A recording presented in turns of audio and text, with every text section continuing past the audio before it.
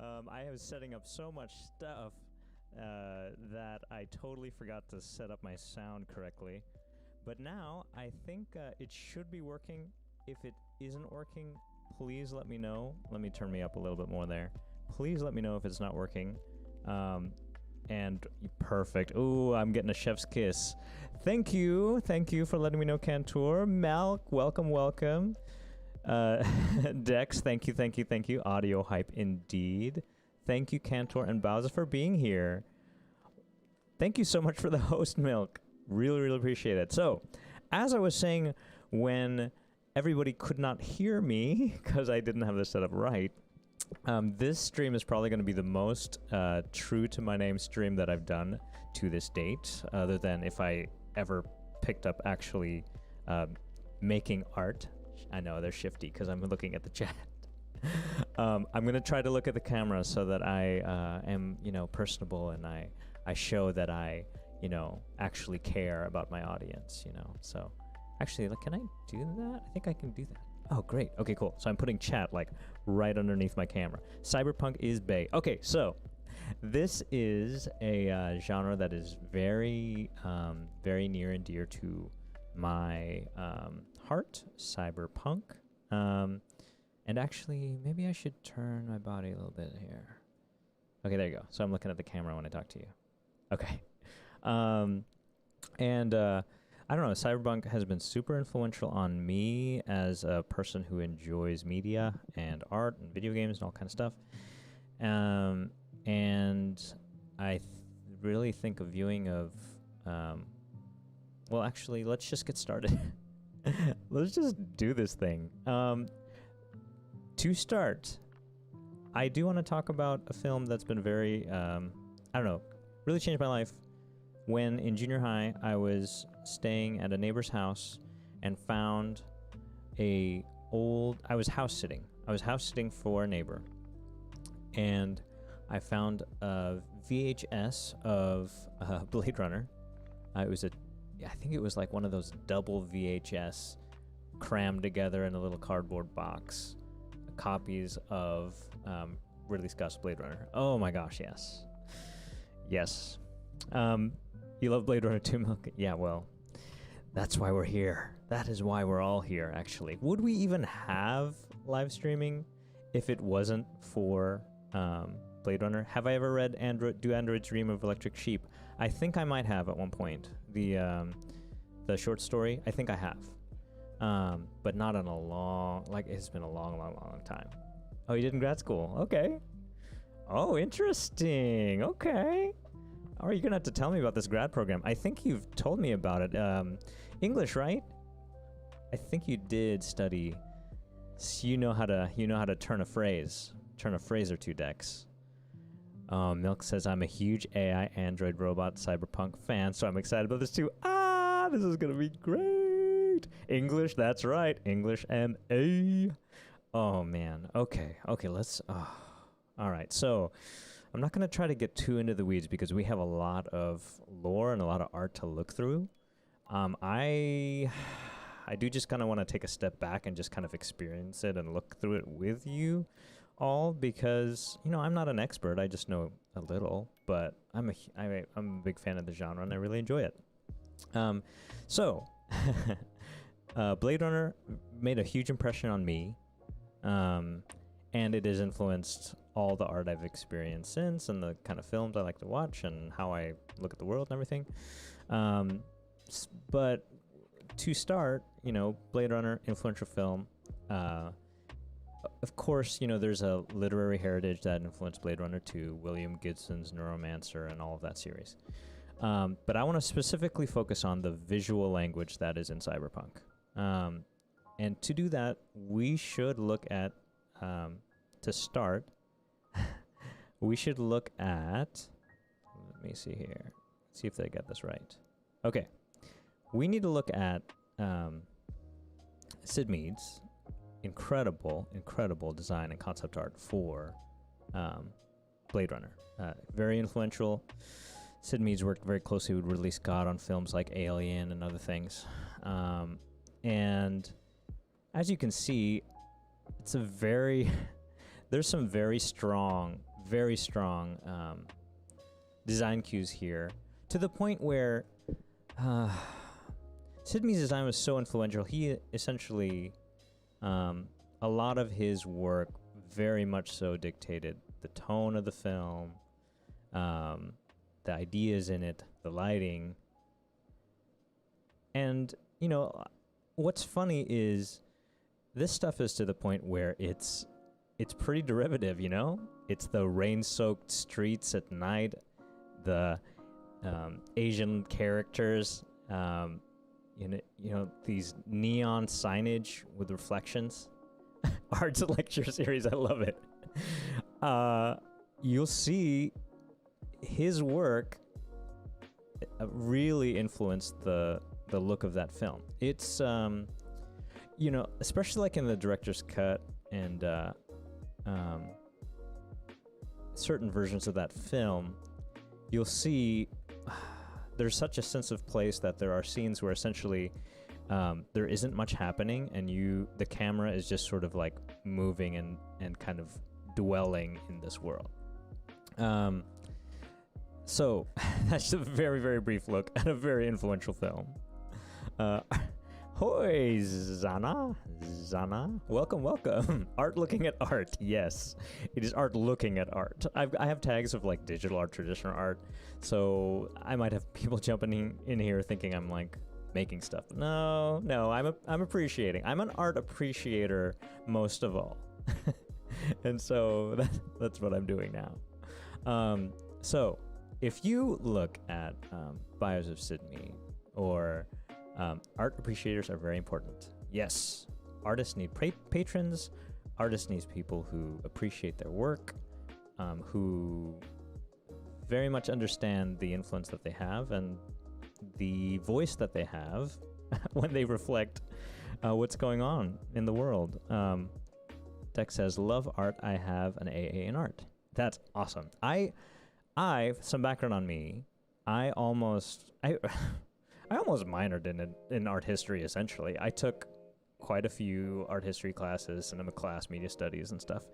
I've got a liberal arts degree with a psych degree and ended up getting a nursing degree later. But really, a lot of my formative years was spent thinking about this stuff and really trying to understand it. Art history blows my mind. It's incredible. It's incredible because it's just like studying literature or anything else. And Dex, you can probably speak to this. The works that are created in certain time periods, certain cultures, certain places, they reflect what is going on in the world, and they are a part of a larger conversation that, you know, just continues on and on. And art is always a reflection and a response of what came before it, what other works are doing, what's happening in culture. It's incredible. Yeah, art history is world history, and it takes some context and understanding to really appreciate it. So there's this huge game coming around the corner that I'm probably going to spend 2 years of my life just straight up playing, and I'll probably forget every other game, you know, Cyberpunk 2077.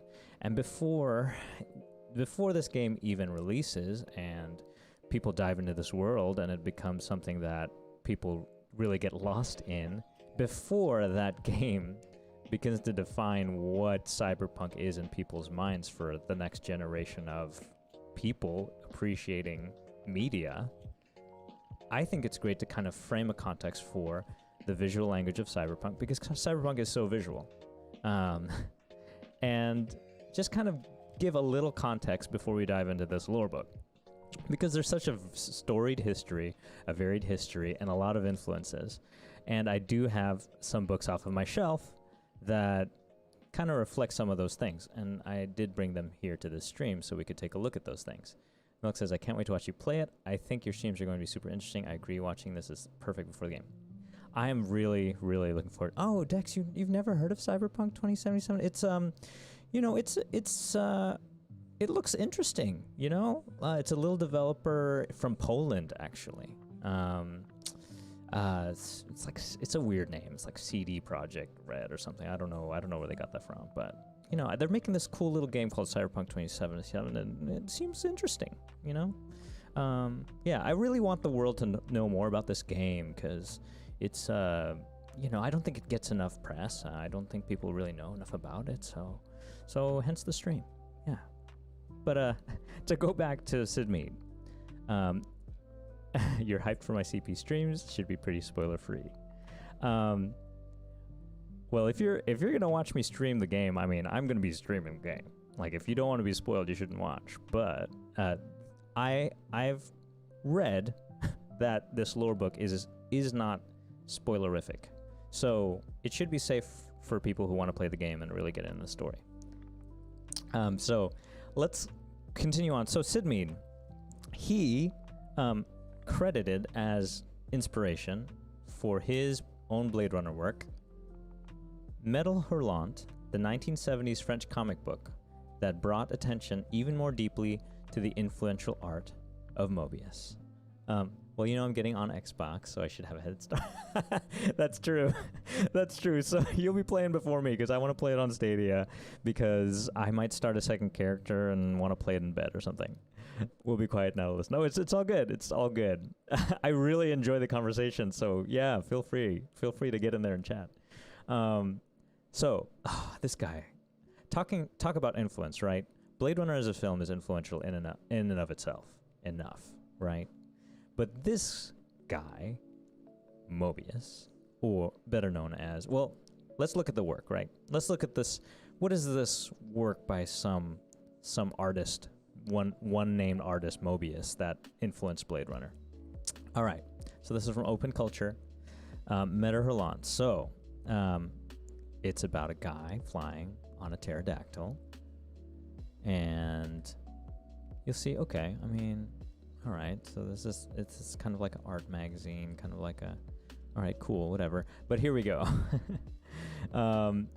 Check out some of this art from that Mobius did. And it's funny because this is so influential in some of, like, you'll see some manga and stuff like Blame and some other things that, like, really try to put as much in the frame as possible. And you'll see a lot of, like, sci-fi worlds kind of do this. And Blade Runner definitely did this too, is like this almost incomprehensible world with all of these cars and people living stacked on top of each other, like, like Fifth Element or something, like talk about just all of these dots being connected all the way back to Mobius. And Jean Giraud is his name, and I don't really want to dive too much into it before let's just go ahead and take a look at. No, let's give him a little more context. He had some very influential works. The Inkle's another series that he did, super influential. I want a copy of it so badly, and he actually was going to do he was going to help design a film, a version of Dune with Jodorowsky. I think it is Dune, right? Yes. Jodorowsky was going to do a version of Dune with Mobius doing the concept art, and there's just like legend of this troubled production of this film and how epic and insane it was going to be. I would love to see it. Okay, no more diving into the weeds because I'm definitely in there. Like, it's hard to get out of it. I'm so in the weeds. So let's move on to the books. So let me actually make a projection here so I can see more clearly how this camera is looking. All right, so I actually have a copy here of one of Mobius's books called The Long Tomorrow. And oh, cool, I can see my chat really well here. So let me just move this back over. Okay, so we're going to look through some of this together. This book is really, really hard to find. And OMG, yes, I have hands. Yes, I do. and they are real. And I know it totally breaks the fiction. I'm sorry. Real hands, I know. But this book, The Long Tomorrow, also very influential. I really wanted an example of Mobius's work in my hands, like they are right now. I could not find one in English that wasn't a bajillion dollars. So I got the Spanish print of The Long Tomorrow. Oh, look at that nice little Mobius name there. My immersion. Yeah. No, actually, my hand tracker and my avatar program is very advanced, actually, and I just upgraded my computer to like a $15,000 computer. So I mean, look at those graphics. Look at the graphics. It's amazing. Accidental face reveal by reflection. No, my face. It's my face.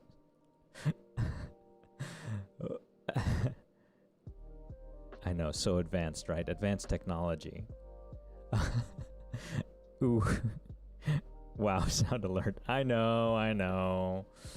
Sorry, but you know, like, Dexter's hanging out on YouTube, and we couldn't have that if I couldn't multi-stream, because, you know, if I did the Twitch affiliate sign my name thing forever, so.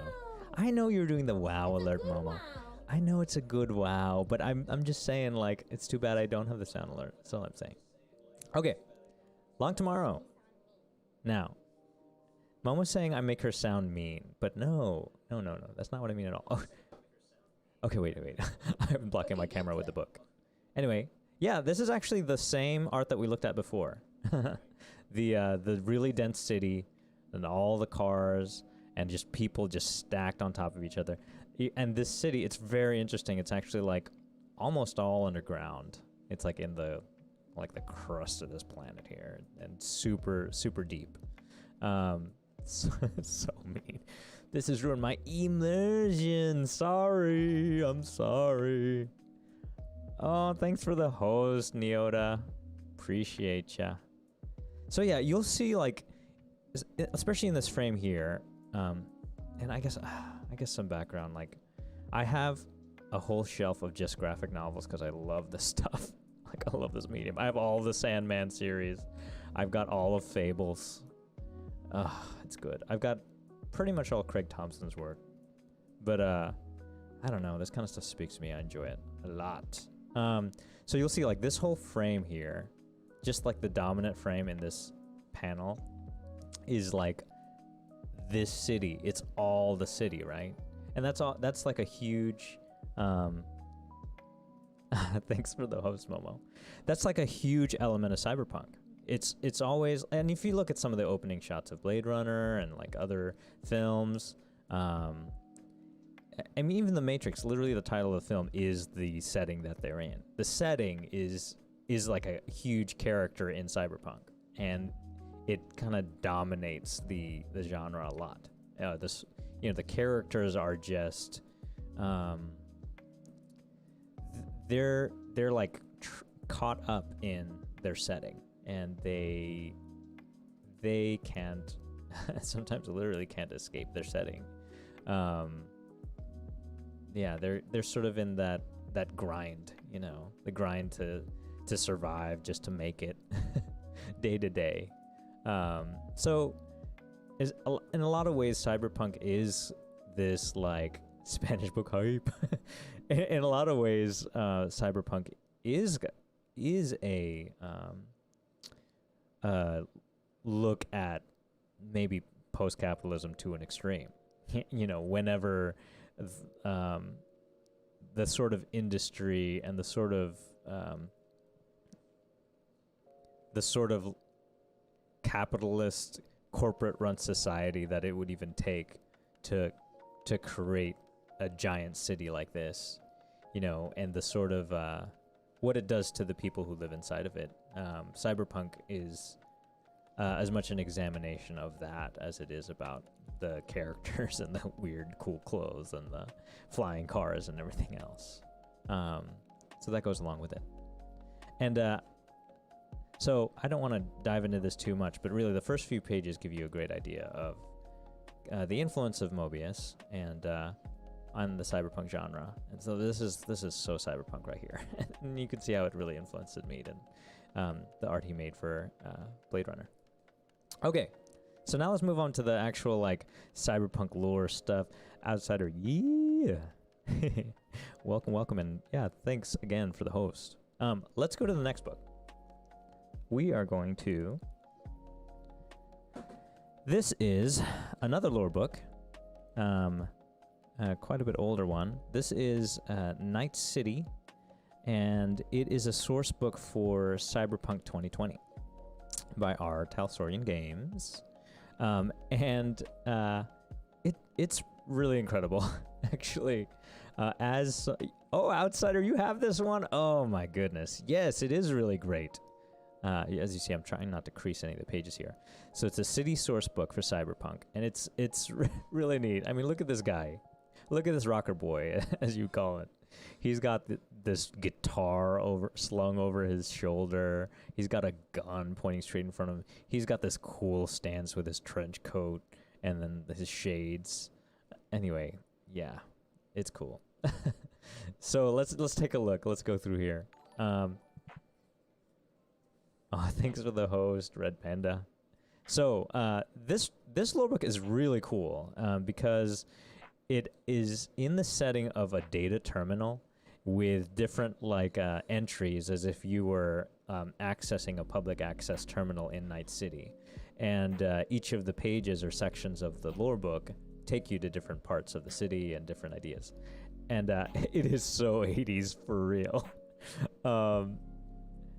And yeah, Neota's right. It describes all the points of interest of the city along with important NPCs and gangs. It's so cool. I mean, look at this. This is a overhead map of Night City, all the districts. I mean, this makes me wish, like, unfortunately, I didn't really grow up playing tabletop games.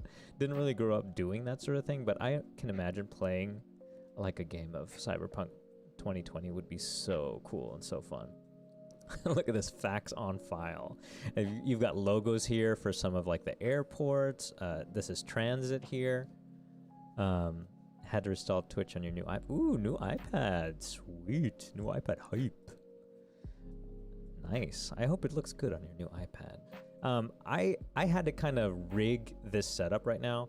It's not the most ideal thing. I had to figure out how to stream video from my phone, which we're looking out of right now, to the computer, and it's a browser source. I mean, it's not ideal. It's not the best thing ever. I do have a new webcam coming to hopefully make this sort of thing better. But for now, you know, it's okay. Like, if you want to really experience this stuff anyway, you should get the books. So this is not the ideal way to experience it anyway. So that's all good. Life's been too busy past few weeks here. Oh, it is all good, Panda. I'm glad you're here, and I'm glad you can catch the stream.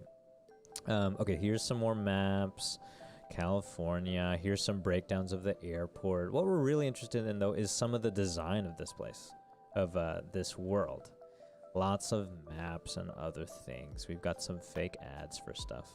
Cool, cool, cool. And oh, I don't know what that is. Oh, I have a bookmark in there from when I was actually like reading through this whole thing. Lots of text, but I want to see. Okay, here we go. Let's look at some of the gangs, because they are a trip. They are such a trip. Okay, the gangs of Night City. All right, so let's look at this first one here. This is the Black Queens. All right, cool. They, what do they do even? Oh, occasional members turn tricks as a joyger or sell cheap drugs to local businessmen. These guys are kind of boring looking. Okay, so they have a black crown logo with a capital B imposed over it. Oh, okay, that's it right there. Okay, all right, cool. Black Queens. That's not one of the more interesting ones. The Wild Things. So they're these Mohawk-looking dudes. There's the Brainiacs. Okay, here we go. So these are more like cybernetic dudes. You can see all the wires coming out of their heads and stuff. The slaughterhouse? Okay, this is pretty much like they're like the Freddy Krueger gang. Where's the art by committee gang? I know. Where are they? We'll find them. Oh, Maelstrom. These are in the newer, like the new trailers. They're still around. Look at all those studs. That's wild. You know, this is like super like influenced too by George Romero and like Mad Max and stuff. So you got some of that post-apocalyptic vibe going on in here. Look at these weirdos. The Philharmonic Vampires. Oh, I should not cover my face. That doesn't make the track. The tracker doesn't like that. Art is going to make a CP&D game. Well, there already is one. Cyberpunk 2020. I didn't even need to make one. It's already there. You can already play it. Actually, there's actually a new, I want to call it an expansion or version of Cyberpunk, the tabletop game, called Cyberpunk Red. So, I mean, if you are really into this stuff, and I should have, you know, I haven't gotten, there's actually a PDF or book of that. I haven't gotten it, because the game's more of a through line to, from 2020, and I think Red happens, actually I think Red happens in between, so I do have a gap in my collection, so I need to look at that to see if it would be interesting, and we can maybe do another stream to take a look at that too. So yeah, this just has lots of info. More text than anything else, but really, if you wanted to do a tabletop game and really wanted to some fleshed out lore, there you go. There's this lore book for you. This is a great image here. Got yourself a little flying. Oh, it looks like a Coast Guard vehicle. More pictures of gangs. Zoom style D&D. Oh, that would be fun. Yeah, I would be a terrible DM. It's kind of hard to DM if you've never like actually played a game before. More maps. Oh, here we go. Look at these the wealthy elites living in their dome. That's another aspect too of Cyberpunk. You know, this stratified society where I mean literally you have people who are just like for example in Altered Carbon, right? The meths who live up above everyone else, or even Alita Battle Angel had that idea, right? It's such a we are learning together. Yeah, that could be it could be interesting to try to learn how to to do a tabletop RPG with zero experience. I'm sure we could find somebody who can DM who's done it before. But yeah, that's another big element of Cyberpunk too. Stratified society and different the separation of the different classes. And I'm sure we'll see that in the game too. Oh, we got some Alita love. I actually like Alita too. Some people hate on it, but I like it a lot. And there's such a groundswell for a sequel. I don't know if it's gonna happen. Ooh, here we go. Let's take a look at. Here's a.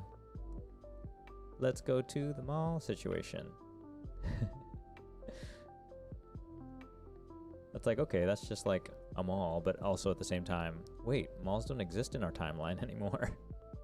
It's her eyes. They actually, you know, if you look at her eyes in the initial trailers versus the theatrical release, I think it was majorly improved. I don't know what they did. They made very slight adjustments, but it's a lot, I think it's a lot less jarring in the theatrical release.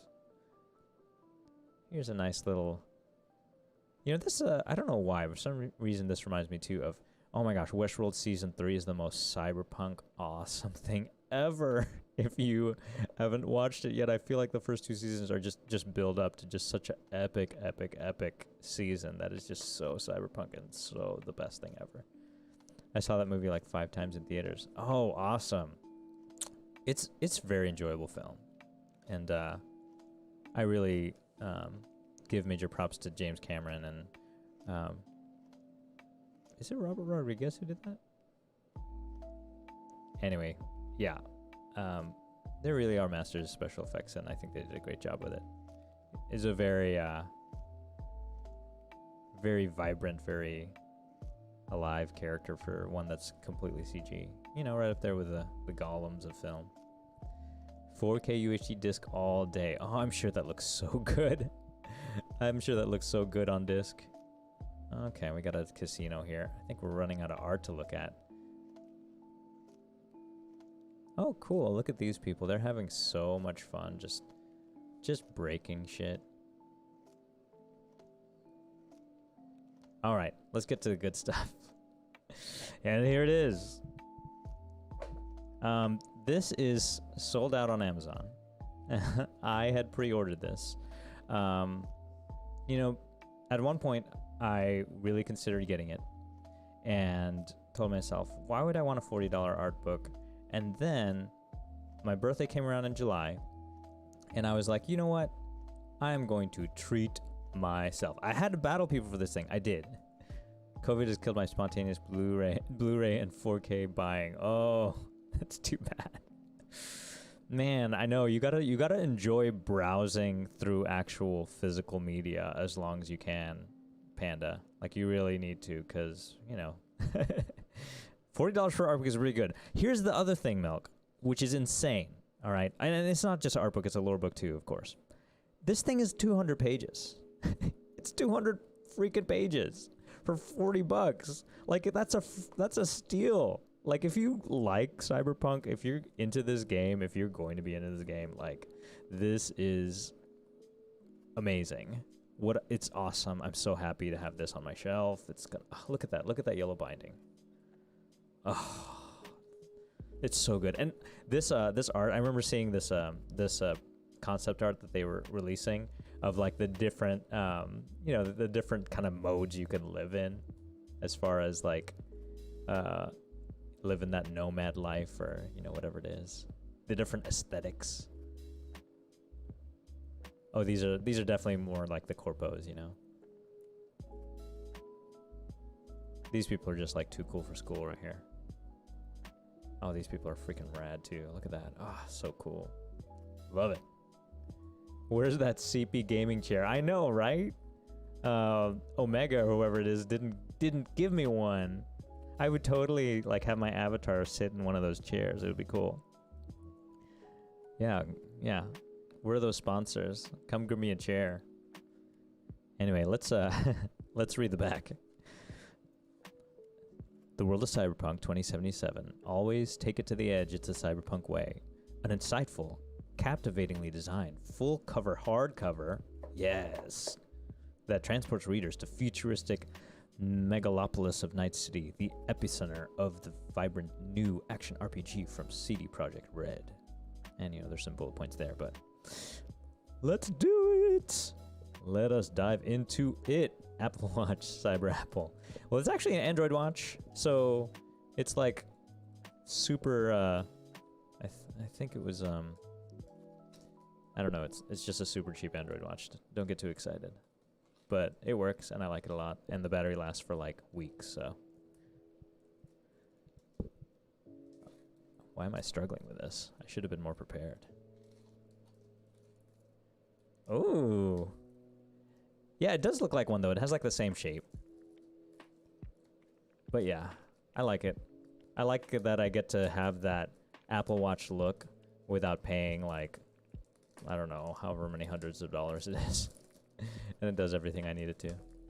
All right, we are taking the plastic off. You didn't know you were coming to an unboxing, did you? It's so pristine. I really wish my camera was better, but that's okay.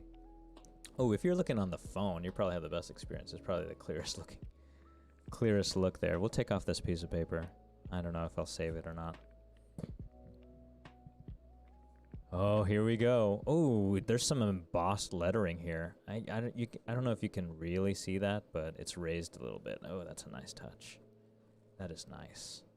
Oh, there we go. Oh, that's nice. Look at that back cover. Ugh. They really, like, it's ridiculous. Like, CD Projekt Red. Okay, so they collaborated with Dark Horse to publish this. So that's cool. Around 400 plus. I know. Better spent on art books. Just think you could have 10 of these for the price of an Apple Watch. Oh, look at that detail. Oh man, I'm gonna like freak out over this. Okay, we're just gonna look at this whole book until, let's say, my internet dies, and I really hope it lasts past 25 minutes. I really should have set up this camera last night so that we could look at this for hours and hours and hours. We might have to do like a multi-part stream to get through this. If my internet dies, that's what we're gonna do. I've got actually taking a break from streaming tomorrow to hang with some IRL peoples, but no, we're gonna get through this whole thing. We're gonna get through this whole thing, even if it takes, I don't know, 3 or 4 streams. I don't know. You know, we're gonna do it. So don't despair if the stream dies, because Comcast is terrible in my little town, because we're gonna get through this whole thing. All right, so here's the just look at these little details here. It reflects kind of like the wiring that they have, kind of that look that they have on people's skin and stuff. Very cool. The attention to detail is great. Cantor says, Dark Horse is so good when it comes to making books. Well, I believe it now. I see it now. This is incredible. This is so good. I think I have... Does Dark Horse publish the Fable series? I think they do theirs, and it's really good. Wow, look at this. Look at this coloring here. I haven't even looked at the inside yet. Very cool. And there's that art from the cover. Pretty neat stuff. And this is like a fan's dream to have this book. It's the paper quality is really good, really thick. It's almost like poster paper. Really nice. Okay, so here's the contents. So let's see what we have to look forward to here. There's an introduction, and then there's some lore about setting up the world. And then we've got a section here on the different technology in the world. And then we have a section about the different areas of Night City itself. And then this yellow does really pop. What a great color scheme. I mean, it's really smartly designed. Like, whoever concepted this yellow, and seeing like a game with that yellow on the shelf, so smart. They're gonna sell a bazillion copies. Vertical slice of Night City in 2077. Huh, interesting. Okay, I wonder what that's about, because it's not super clear what that is. Oh, hey, it's about the different social strata, right? It's about the different socioeconomic classes. Just like I mentioned, it's a huge theme in Cyberpunk, and they actually dive into it here. They did the same hardcover book for the 30th anniversary of the Alien comics. Cool. Similar, not the same. Cool. What's funny is that, you know, I could see a book of this quality and magnitude for something that has a 30th anniversary of something, right? Like a true celebration of the genre. And I feel like the approach to this book is a similar thing. Cyberpunk is more than just the first game in a series. It's really a celebration in video game form of the whole genre of Cyberpunk. There have been a few examples. I mean, there has been like a Blade Runner adventure game and a couple other, like there was like Enter the Matrix and stuff. There have been a couple great, actually, examples of Cyberpunk games, but not one that's as ambitious as this one. So really, when I start playing this game, what I'll be looking at is how this game does explore some of these themes. Just because, I don't know, I'm such a fan of the genre, and I'm familiar enough with it that when I'm playing it, that's really what I'll be looking for.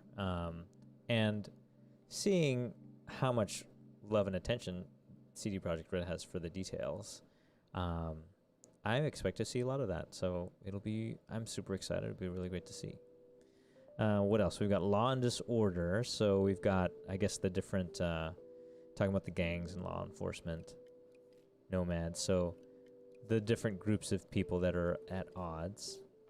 Cyberpunk edge runners and mercs, an interview with Rogue. So this must be just like in 2020 they had some in-fiction stuff.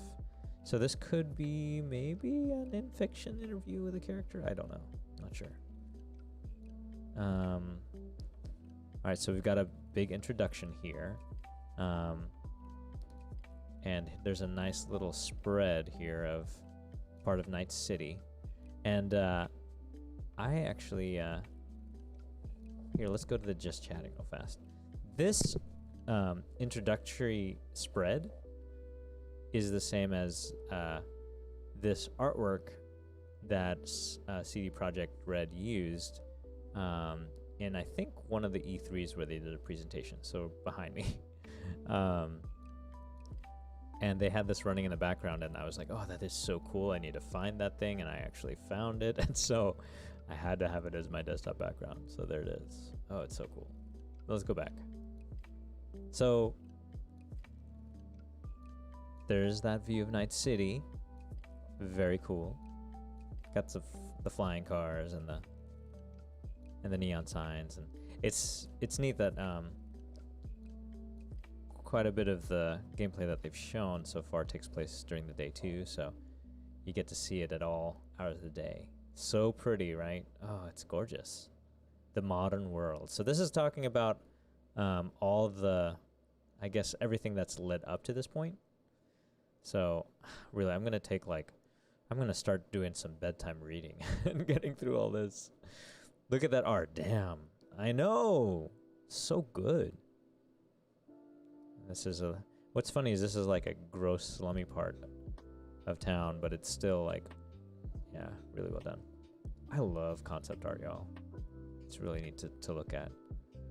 Look at these like oil derricks here and the oil rigs. And then you've got the city here in the background. Gosh. Very familiar as somebody who lives in Texas. This is a familiar sight right here. Okay, cool. I like it. Is there a title or a caption to this? Oh, here we go. This title here says, "The oil fields on the northern outskirts of Night City." Cool. I was seeing if this one had a title, but no. Cool. All right. So that's one thing too that'll be really neat to see is in the world building of the game, how the different regions like interplay with each other. Because if you have a city, you're gonna have industry too. You're gonna have the roads would need to make sense. Like, I don't know if they brought in city planners or whatever to help design the city. I think they might have, but yeah, it'll be neat to see how they design it, because they're gonna have to have some like urban planning to make the city feel realistic. Okay, there's some cool artwork of a dude looking at a screen, and there's all these targets and stuff, which is kind of crazy. I don't know why, but this gives me Gatsby vibes. There is kind of a tone, right? Especially, I'm sure parts of it will have that feeling. Especially if you are high enough in a society that is that stratified, like if you're a corpo or something, then essentially you probably will have similar themes to Gatsby in that way. And there's a disaffected vibe in a lot of Cyberpunk too that Gatsby definitely has. So yeah, I'm sure we'll see some of that too, especially as you go up the social ladder and see how some of the high society people act and interact. Let's see, are there any more captions here? Oh, here we go. An Arasaka executive monitors a coordinated strike against the corporation's enemies. Which is kind of wild, because this kind of tech, I mean, actually, militaries of the world actually use this kind of stuff. U.S. military and other militaries use this kind of stuff. Face tracking and all that. Either drone or satellite cams. So, yeah, there's kind of some real world connections there, and it'll be neat to see kind of how this world mirrors our own. And speaking of the military, armored Militech units deploy to the battlefield from an air carrier, South America, July 2022. So, what's interesting about this is not like a government entity. It's it's a corporation, Militech, which just from the name, you know, they design weapons and whatever else. And they have their own, essentially their own armies and soldiers, and they've got the power to fund them, essentially. I mean, this is like a post-government collapse, so they've got the money to run things and provide some stability, so that makes it interesting. So I'm just going to read some of the headlines here. So it looks like there was the fourth corporate war, so there's some war between the corporations. And then post-war, so there's some post-war times that happen. Look at this ad. Look at this ad. Real water. Only 99 euro bucks a gallon. Or eddies, rather. Euro dollars, I'm sorry. 99 euro dollars a gallon. Wow. Real water. That's funny because I wonder what their claim to its realness is. Oh my gosh, there's a fine print, y'all. There's a fine print. Let's see what it says. Introductory offer good for new customers only. Does not apply to clients based in Pacifica Night City. Offer lasts only 2 months starting from the day of first delivery, after which you will be charged, and then current standard fee. Oh, it's like a subscription. It's just like Ozarka, except it's got real water. Real water, and it's trademarked, so that means it's not real, but they got the trademark on it anyway. What is this? Pollution in your sector, we can help. This poor lady's got like sores all over her. And green stuff going out of her sink. Reunification times. Okay. So there's a war that messed stuff up and they had to reunify. Oh, this is so cool. Look at these buildings. The Unification War, Metal Wars. So there's another war after the Fourth Corporate War. Oh my gosh, are you serious? Look at this. This is awesome. So this is an ad for, it looks like it's an, yum, indeed. This looks like an ad for, they're all wearing budget arm shirts, so it must be one of the gun manufacturers in this world. This makes me laugh so much. Are you serious? Notice how this gun right here is pointed right at this lady. That is, wow, that's so funny. Weapon manufacturers often use modern society's ubiquitous sense of insecurity as leverage to increase their sales. Am I reading fiction right now? Am I reading fiction right now? That's what this says. It's talking about gun manufacturers and how they exploit people's sense of insecurity. Like, wow, talk about on the nose, CD Projekt Red. This is a real ad though, right? That prego lady. I know. You gotta protect the gestating. The gestation. You must protect it. Dude, I love Grandpa in his like freaking mech suit. How badass. Look at this guy. No one's gonna mess with this guy. Holy crap. He spent his like retirement savings on this mech suit. That is intense. Oh, that is insane. I can't believe this freaking caption here. It's like, am I reading fiction or am I reading real life? This is not escapist. That picture wasn't escapist. It was like too real, very real. The technology of tomorrow. Look at this artwork of this hacker dude. How freaking cool is that? It's a mood. It's definitely a mood. Oh, let's keep looking here. Oh, look at that yellow. The editor. Oh man, how cool. Look how cool this is. Okay, you know what? Tech is so such an important part of Cyberpunk. Let's just go ahead and read this. By the editor. I don't know if it's the editor of the book or if it's a character. Really don't know. Hello and hail to the free net. Today we're going to talk about modern technology. Every single day, corporations flood our senses with... Wait, this is fiction, right? Every single day, corporations flood our senses with ads for must-have bleeding-edge merchandise, while simultaneously stealing each other's ideas and blueprints. Kidnapping opposing top researchers, assassinating rival executive directors, and blowing up competing labs, just to be the first to market with their own technological marvels. The street has its own black market of creatively modified equipment, from cyberware to guns, to net-running devices, to cars and aerodynes. We live in a cyberpunk world, Art. We just need the implants. We really do. I mean, we really, really, really do. I mean, if you think about all the ads that we see, either like online, on our phones, all the AdSense and like all the big data that's collecting all of our purchasing habits, our viewing habits, targeted advertising. I mean, when I had Facebook, I'm not on there anymore, but when I did, well, okay, I take it back. I have one for Facebook gaming because I stream there too. But I mean, in real life, my alter ego had a Facebook a couple years ago. I would notice, these targeted ads in Instagram and other places, and they worked. I mean, they really work because I know exactly what I like. I look at it and I'm like, I like these ads. And that's, it gets kind of disturbing, and I don't know. It's part of the appeal for me of being kind of an independent streamer, because I can turn all the ad stuff off and just, if people want to donate or whatever it is, then I can, I can get supported that way. If I could keep ads off of all my stuff, I would really like that and prefer that. So that's just how I feel about advertising. Cyberware. Cool. This guy's a ripper doc. I embrace the ads, says Momo. Hey, the ads tell you cool stuff you can buy for things.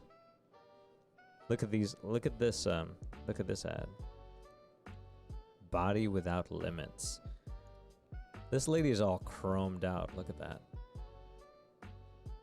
I wonder if we can do that in the character customizer, just be like a completely chrome person. That'd be kind of cool. The history of cyberware. These are cool character designs. How else can I know what I want, though? I know, it's true. Ads provide a very valuable service to us all. How would we know what to buy? I might have seen this book in an ad. I don't know. Like a lot of the, especially games media and games journalism and stuff. I mean, essentially, watching, like we have whole conferences where we watch trailers for games, right? Like they're ads, and we love it. We love that stuff. We love watching commercials. We have like yearly events about them. We love it. Ads are a part of our lives, and it actually does take a lot of skill and craft to create good advertising. My favorite boots ever were from a Facebook ad. Yeah, I mean, it's true. Like, I think as long as you're aware of the effect of advertising and you accept that and are willing to accept the benefits and the cost of ads and targeted advertising, then more power to you. They can be valuable, and I don't know. It's like I have mixed feelings, but I understand that I respect somebody who can do good branding and marketing. I just bought 2 expansions to Tabletop RPG I didn't know came out because I saw an ad. It is a way to distribute information, and especially if it's something that you're into and you're part of the fandom, then I can see the value in it. Sometimes that's the only way for companies to really, it really does affect their bottom line and how to sell things, is advertising. So I understand its place. It works. I made my Facebook show me what I want by clicking on only what I wanted to see. Yeah? I mean, that's it. That's exactly how it works. The mixed feels. I know, right? It's weird. It's weird because, if you really think about it, we are in a cyberpunk world, just like Neota said. Like, we are in a cyberpunk world. We don't have implants yet, but I mean, Elon Musk and Neuralink and other companies, they're working on brain interfaces. I mean, that's just a matter of time too. There are interfaces that there are electrodes that you can put like on your head, and then they can sense like either electrical patterns or like micro muscle movements and stuff, and subvocalizations or whatever it is. I mean, you're essentially it's almost like a computer brain interface. We're just a step away from that, but data, I think, and data collection maybe is even more insidious. And when when the cyberpunk genre was born, like when Cyberpunk 2020 was created, we did not have, targeted advertising or big data. The way that they translated the fear of like getting hacked into your brain, Gwenny has an implant, Apple Watch is EKG, yeah. we have examples of that. Oh yeah, Gwenny does have a chip inside of her. We're okay with our pets having chips in them. But no, like the fear that cyberware was created in, of this idea of getting your brain hacked into or being influenced by technology in unsavory ways, expressed itself in this idea of cyberware. And now we have targeted advertising where we are complicit in all of us having smartphones in our pockets, recording our movements and our habits. Just because it's not a wire in our brain doesn't mean it's still something that is learning about us and collecting data on us and hacking us, essentially.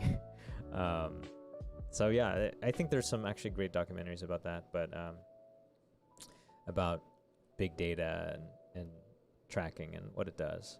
But yeah, we do live in a cyberpunk world, and I do want to see how this game will convey that. Okay, it is 8:26. So far, the frames are good. They don't seem too bad, and the stream still looks good. So check out this real skin technology, synthetic skin. So who leaves their phone more than 10 feet away? I know, right? Yeah, like a lot of people feel super like they lost a limb or something if they leave their phone at home. Like my tether for my phone is maybe like maybe 100 feet or something before I realize that I've left it somewhere and I have to backtrack. It's like this invisible bungee cord, right, between us and our phones. And it's not even like physical. It's not even like you literally going to a Ripper Doc and getting your skin replaced or getting a wire put in your brain. It's like a psychophysiological connection to a phone or a device that we habitually use and use it every day for all kinds of things. So it is attached to us, essentially. Maybe not literally, well, not literally, of course, but it is attached. I always leave it on the other floor of my house. Well, hey, at least you know where it is. But really, though, like once you walk out of your house, I don't know, you'll probably feel that invisible bungee cord and the tension of that. BioWare. Look at these dudes. What is this? Happens in the blink of an eye. Ben Lightning McChurin, veteran fighter pilot. Kiroshi Opticals. Okay, so this is an advertisement. You know how they've had fighter pilots advertise like watches and stuff? This is essentially the same thing. He's advertising his bionic eyes. So I am especially attached to my phone. It's true. I admit it. I admit it. Yeah, I definitely, I was one of the more resistant ones to having a smartphone. I was kind of one of the weird people who held back as long as possible. I did not get a smartphone until Google canceled their text Google service. You could text, GOOG on your pin pad, whatever numbers those were, and do like a search query, and the first result would be texted back to you. I used to use it for directions and stuff. And once they got rid of that, then I actually got a smartphone. So not until then. Okay. Well, it looks like I'm starting to buffer, which is really sad. We are only in page is this even? 5? Oh no, 36. So we're in page 36 of this book. It's been a blast. We are not even near all the book. So what I'm going to do is the next time I stream, which will not be tomorrow, but maybe Saturday. I don't know. Let's just take a hugely long amount of time and just kind of take a little stroll through the on that since my internet is starting to poop out. This has been a really cool little look at Cyberpunk and its influences leading up to this awesome lore book.